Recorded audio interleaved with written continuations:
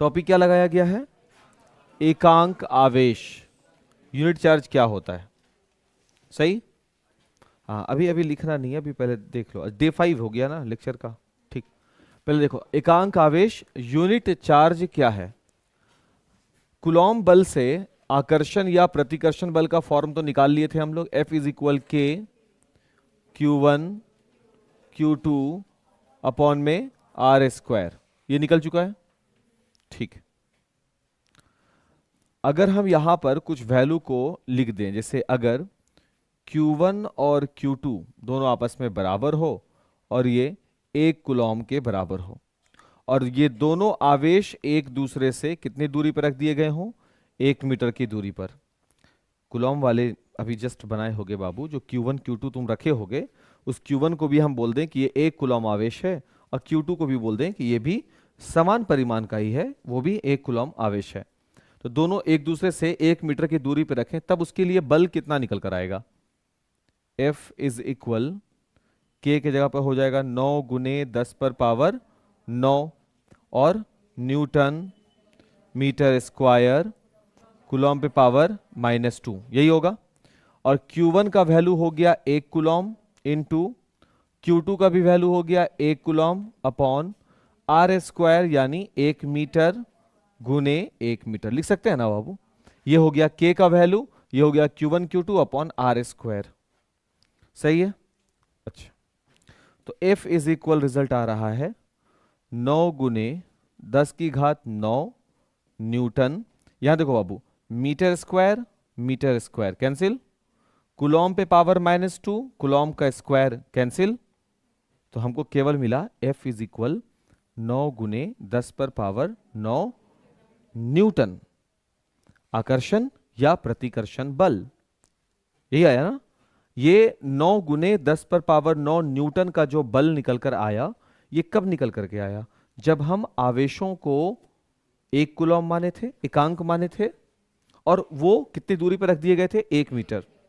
सही है क्या बाबू? जब दो आवेश एक दूसरे से 1 मीटर की दूरी पर रखे गए हों और उन पर लगने वाला आकर्षण या प्रतिकर्षण बल कितना हो जाए? 9 गुने 10 पर पावर 9 न्यूटन का हो जाए, तब उन आवेशों के परिमाण को हम लोग कहते हैं एकांक आवेश। देखो, तुम हमसे मांगे एकांक आवेश क्या है, तो हम आवेश को एकांक मान करके मैथ बना लिया। जब आवेश को एकांक मान करके मैथ बनाया तो बल कितना निकला? 9 गुने 10 पे पावर 9 न्यूटन। अब हम पढ़ रहे हैं कि इतना बल लगेगा जिस आवेश पर, उसी को कहा गया है एकांक आवेश। अब यहां से बढ़ ही सकते हैं ना हम लोग आगे। आवेश अगर 2 कूलॉम हो जाए, 3 कूलॉम हो जाए, तो फिर वैल्यू बदलता जाएगा। बट इतना तो मालूम है कि अगर आवेश एकांक है तब ये बल है। तो दो आवेश जब एक दूसरे से कितनी दूरी पर रख दिए गए हों? 1 मीटर की दूरी पर रखें, और उन पर लगने वाला बल आकर्षण या प्रतिकर्षण कितना हो? 9 गुने 10 पर पावर 9 न्यूटन का हो, तब आवेशों के परिमाण को क्या कहा जाएगा? एकांक आवेश। यानी एकांक आवेश के लिए यह जरूरी है कि उनके बीच लगने वाला बल 9 गुने 10 पर पावर 9 न्यूटन का हो, यह जरूरी होगा। ठीक है, लिखिए। नहीं, लिखना नहीं है, हेडिंग लगा दिए बाबू। ये वाला नहीं लगाए हो, अभी हेडिंग लगा लो, और पहले ये वाला छोटा सा डेरिवेशन करो। हाँ, ये डे 5 का लेक्चर हो गया ना। चलिए, अच्छी बात है। नहीं, हमको वीडियो एडिट करने में आसानी हो जाता है बाबू, मेरे लिए आसान रहता है। एकांक आवेश कहेंगे।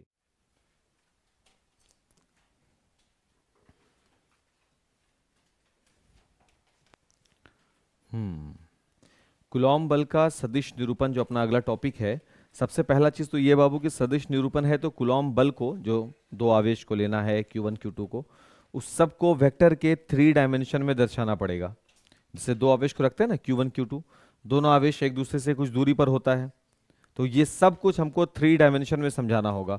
तो सबसे पहले हम लोग क्या करेंगे, यहाँ पर एक पहले देख लो हम कैसे बना रहे हैं, और उसके हर एक पॉइंट को समझ लो कहाँ पर क्या क्या बनाया गया है।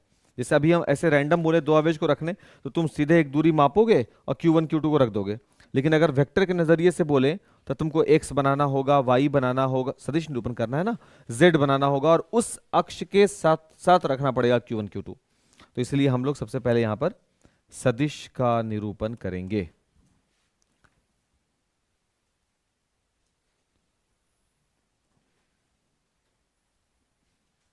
हो गया। सदिश निरूपण के बाद कुछ दूरी ले लिया है और इस दूरी पर आवेश को हम रख रहे हैं। पहला आवेश Q1 और दूसरा वाला बाबू Q2, दोनों को रख लिया। अब दोनों आवेश के साथ साथ देखो क्या क्या बात जुड़ा हुआ बाबू। दो आवेश होते हैं और कूलॉम बल में दो आवेश होते हैं, दोनों आवेश एक दूसरे से कुछ दूरी पर होते हैं, सही है ना। लेकिन यहां पर दूरी भी तो दिशा के साथ बतानी होगी, क्योंकि बात किसकी हो रही है, सदिश की। बाबू ध्यान से इधर, बात समझ में आ रहा है ना। तो दूरी भी किसके हिसाब, देखो सब चीज एक डायरेक्शन के साथ काम करेगा, क्योंकि आप बात क्या कर रहे हैं, सदिश निरूपण की बात कर रहे हैं। तो ये जो Q1 Q2 आवेश है, अगर बल लगेगा तो किस दिशा में जाएगा, Q1 Q2 को धक्का देगा तो इस दिशा में जाएगा बल, है ना बाबू। और उसी तरीके से Q2 जो है Q1 को धक्का देगा तो बल किस दिशा में जाने वाला है, ऐसी होगा ना कुछ, है ना। तो फिर ये हो गया बल की दिशा, F21 के द्वारा धक्का दिया गया 1 वेक्टर। देखो F21 क्यों लिखे सर, तो ये सब बात को आपको पकड़ना है। 21 का मतलब है बल नंबर 2। 1 क्यों लगाया गया, 2 पर लगने वाला बल 1 के द्वारा, तो नाम क्या पड़ा उसका, 21। उसी तरीके से ये तो उड़ी उड़ी जाए हो रहा है, थोड़ा सा सर, बस बस बस, बस हुआ क्या, हाँ मिला जुला कर हो गया। ये हो जाए, ये क्या कहलाएगा बाबू, F1, यानी पहले वाले आवेश पर लगने वाला बल दूसरे के द्वारा। दो चीजें क्लियर हुई ना। और हम लोग ये बात भी किया था कूलॉम नियम की सीमा में कि जो बल लग रहा होता है, क्योंकि केंद्रीय बल होता है, तो ये हमेशा आवेशों को मिलाने वाली रेखा के अनुदिश ही काम कर रहा होता है। तो या तो बल इधर चल रहा होगा या तो बल इधर चल रहा होगा। तो बल की दिशा मिलने के वजह से हम पहले यहां लिख दे दोनों को। अगर हम F12 वेक्टर लिखे हैं तो इसका मतलब होगा Q1 पर Q2 द्वारा लगने वाला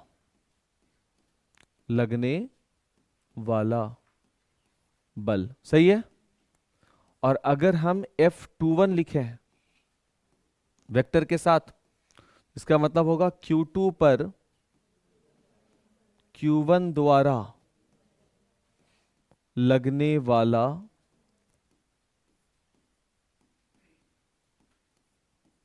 बल। अब बताओ यहां तक कोई दिक्कत नहीं, क्योंकि बात सदिश की है बाबू, इसलिए हमको दिशा के साथ काम करना पड़ जा रहा है। आगे बढ़ सकते हैं। अब क्या लिखना था, दूरी। अब दूरी देखो कैसे इसमें इलस्ट्रेट किया जाएगा, डिस्टेंस को कैसे करेंगे। डिस्टेंस, अगर दूरी को इस दिशा में देख रहे हो, ऐसे देख रहे हो, तो ऐसे दूरी को हम बोलेंगे 1 2।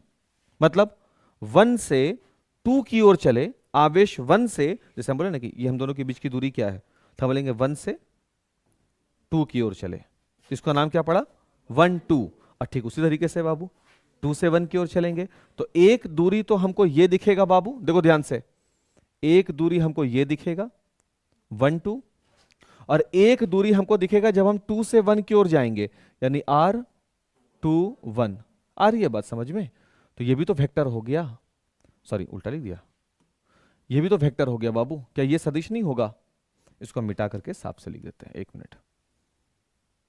यहां पर इतना 1 से 2 की ओर चलेंगे तो R12 वेक्टर, ठीक है सर। और जब हम लोग 2 से 1 की ओर चलेंगे तो R21 वेक्टर, सही है क्या। तो इसको भी हम लिख दें R12। इसका मतलब क्या हो गया बाबू, Q1 से Q2 की दूरी, क्लियर। और इसका वैल्यू होगा R2 माइनस R1। सदिश पढ़े थे क्लास 11th में, निकालते थे दूरी ऐसे घटा करके। ठीक उसी तरीके से R21 भी हम लिखा है। इसका मतलब क्या होगा बाबू, Q2 से Q1 की ओर जाकर जो दूरी बनेगी, है ना, और इसका वैल्यू क्या होगा R1 माइनस R2। क्लियर हो गया। अब बाबू दूरी जो है वो तो मीटर किलोमीटर में होती है, मीटर किलोमीटर या सेंटीमीटर ऐसे मापते हैं ना दूरी को। तो एकांक दूरी मापोगे। एकांक का मतलब हो गया जो इकाई मानते हो, यहां से वहां तक की दूरी को अगर तुम सेंटीमीटर में मापते हो तो पहला कदम तुम्हारा पहला सेंटीमीटर होता है, दूसरा कदम तुम्हारा दूसरा सेंटीमीटर होता है, ऐसे ही चलते हैं ना। उसको हम लोग वेक्टर में क्या नाम से पुकारते हैं? एकांक सदिश आई से, है ना। तो इसके लिए भी एकांक सदिश लिखना होगा। तो R12 जो है उसको हम R12 के ऊपर में अगर ऐसे कैप लगा दें, क्या ये एकांक बन जाएगा? 12 का एकांक का मतलब बाबू कि इधर से चलना शुरू किए, पहला कदम एकांक। ठीक, यहां लिख देते हैं Q1 से Q2 की ओर एकांक सदिश, इकाई के रूप में हम इसको मान लिया एकांक सदिश, जिसको हम आई जे बोलते हैं ऐसे। उसी तरीके से बाबू R21 का भी कैप होगा, ये बताएगा Q2 से Q1 की ओर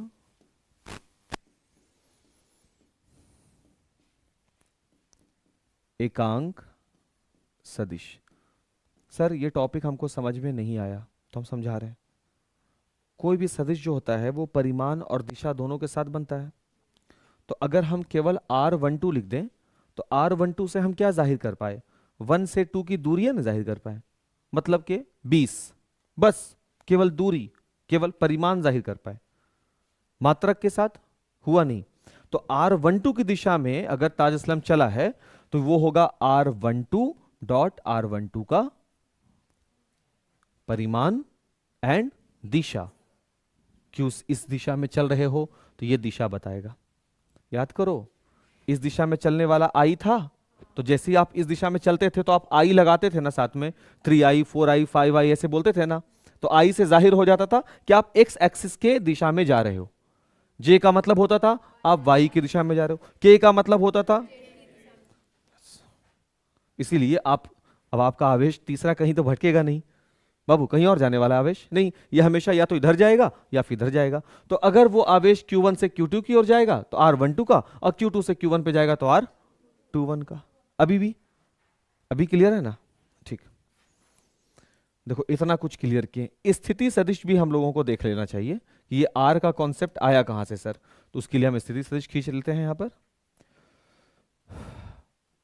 मूल बिंदु से मिलाते हैं ना, मूल बिंदु से आवेशों को मिलाया, पहला आवेश को मिला दिया बाबू, और उसी मूल बिंदु से दूसरे वाले आवेश को। इससे यह पता चल जाएगा कि R1 R2 कौन है। ये देखिए, ये हुआ R1 वेक्टर के साथ, और ये वाला जो रिजल्ट मिल रहा है ये है R2 वेक्टर के साथ। स्थिति सदिश का मतलब होता है कोई भी चीज आकाश में, इस अंतरिक्ष में कहीं भी भटक नहीं रही है, निश्चित है कि मूल बिंदु से उसकी दूरी कितनी मान ली गई है। उसको क्या बोला जाता है? पोजीशन वेक्टर, स्थिति सदिश। कोई भी रैंडम पॉइंट है, लाइक 2 3 1, कोई नहीं बता सकता कि 2 3 1 पूरे अंतरिक्ष में कहां होगी। लेकिन अगर इस 2 3 1 को हम मूल बिंदु से मिला देते हैं तब यह बन जाता है 2i plus 3j plus k, 1k या k। अब ये जो है ये एक एग्जैक्ट पॉइंट बन जाता है कि हाँ ठीक है, x की दिशा में वो 2 इकाई चल रहा है, j की दिशा में माने y की दिशा में 3, और z की दिशा में 1 इकाई चला है, स्थिति निकालने के लिए। इतना काम हम सबसे पहले करते हैं, ये जरूरी है बाबू। यहां पर वेक्टर R1 जो है वो क्या है? Q1 की स्थिति सदिश है ना बाबू, स्थिति सदिश। और वेक्टर R2 जो है वो Q2 की स्थिति सदिश है। बाबू इतना देर में कोई सवाल हो तो पहले कर लो ताकि हम आगे बढ़ सकें, क्योंकि आगे क्वेश्चन बहुत टफ है। इतना समझ में आ जाए तब। ये x के लिए, y और ये z, मूल बिंदु O। सवाल कर सकते हैं, पहले देख लो, क्योंकि फिर फोटो भी बनाना पड़ेगा, फिर फोटो भी गंदा होने का डर है। तो सब चीज देख लो ध्यान से।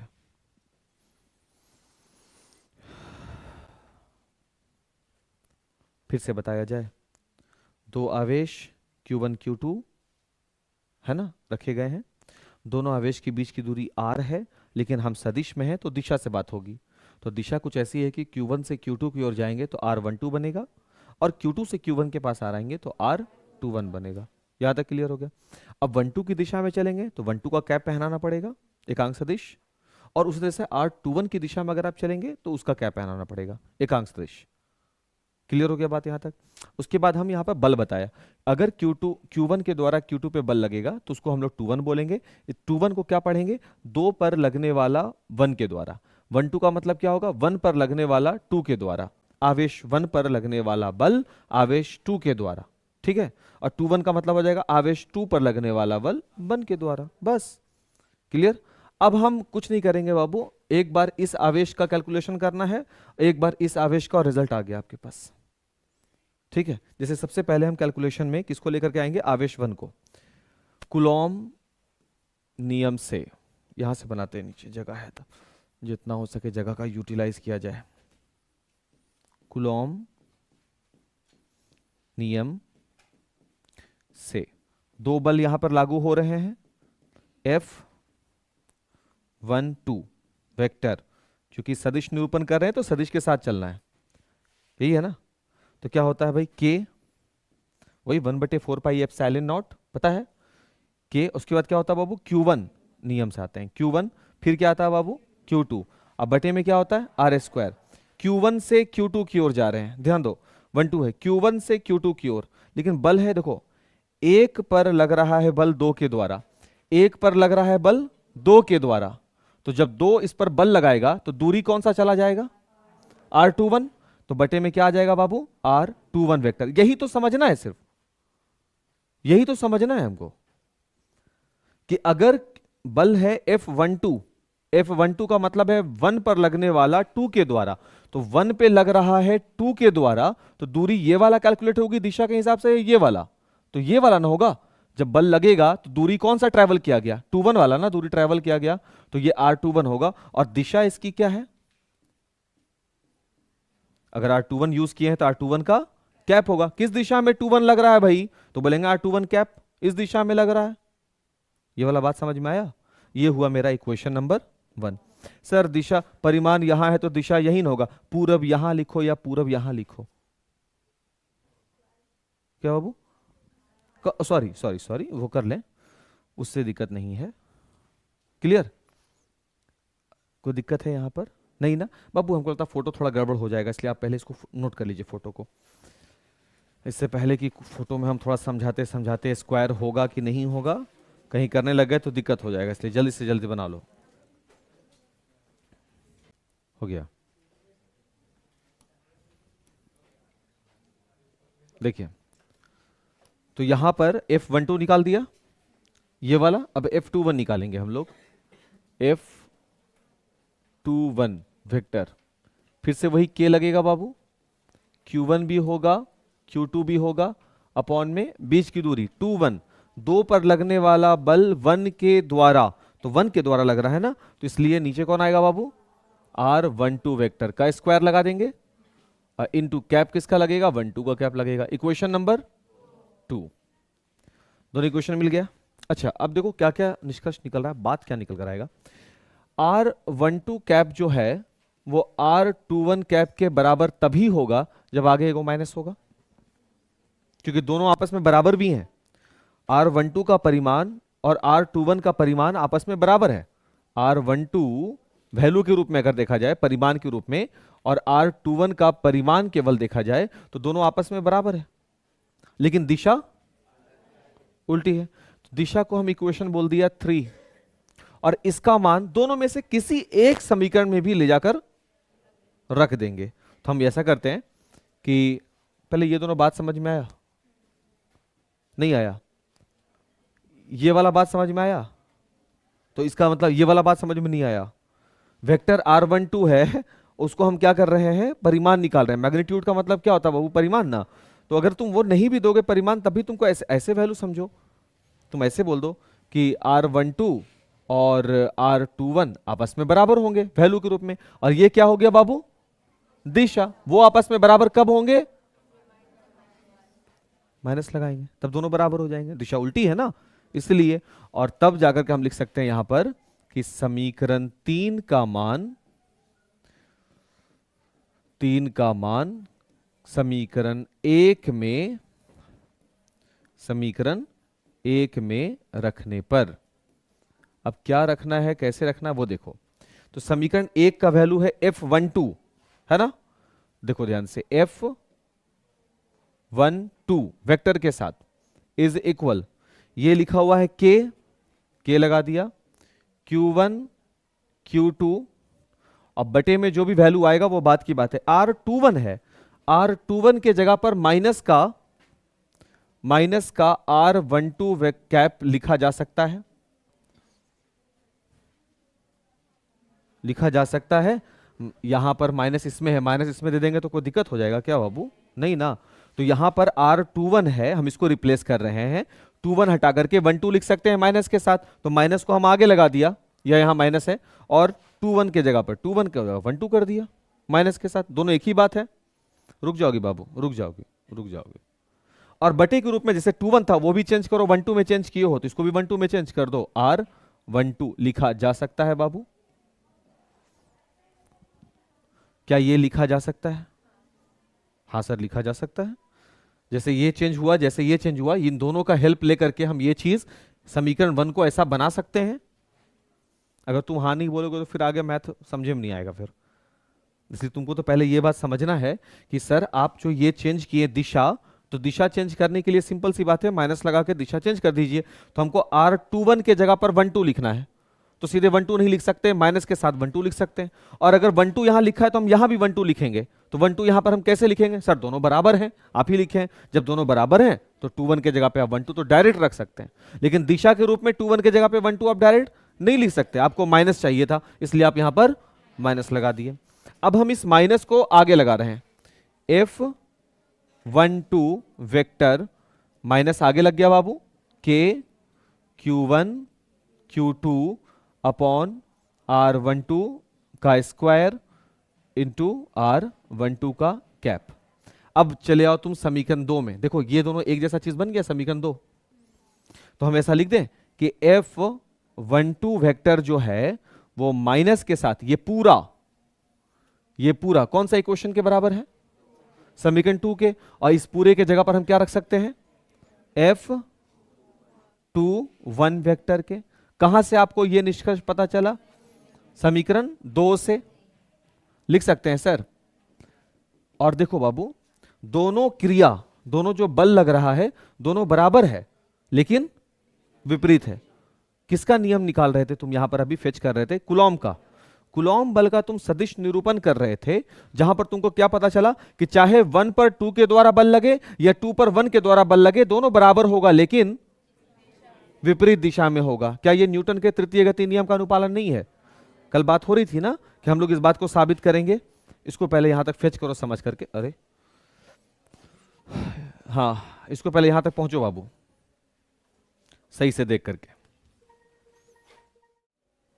है कि कूलॉम नियम न्यूटन के गति के तृतीय नियम का अनुपालन करता है। न्यूटन के गति के तृतीय नियम का अनुपालन करता है। तृतीय नियम का अनुपालन करता है। बस चलो बाबू, अब फटाफट पूछ लो कहां पर आपको दिक्कत आया है। सवाल कर लो बाबू, कहां पर कौन सा लाइन समझने में दिक्कत लगा है। कोई संकोच नहीं, बस डायरेक्ट पूछ सकते हो तुम। बोलो बाबू।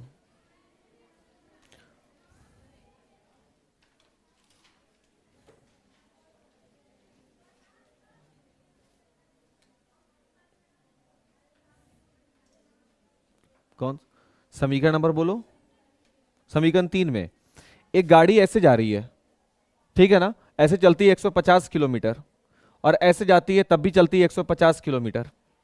तो दूरी दोनों का बराबर है 150, लेकिन दिशा दोनों की एक है या अलग अलग? अलग अलग। एक चलती है पूरब से पश्चिम, दूसरी चलती है पश्चिम से पूरब, लेकिन दूरी तो दोनों की बराबर है ना। तो दोनों को बराबर बोलने के लिए दिशा के रूप में क्या करना पड़ेगा, एक को माइनस लगाएंगे।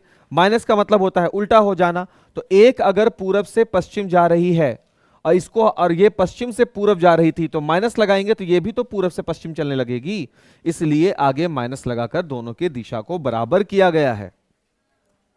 और पूछो, और किसी को नहीं, क्लियर है? चलिए तो फिर कल मिलते हैं। यहां तक आप आज कंप्लीट कर लेंगे।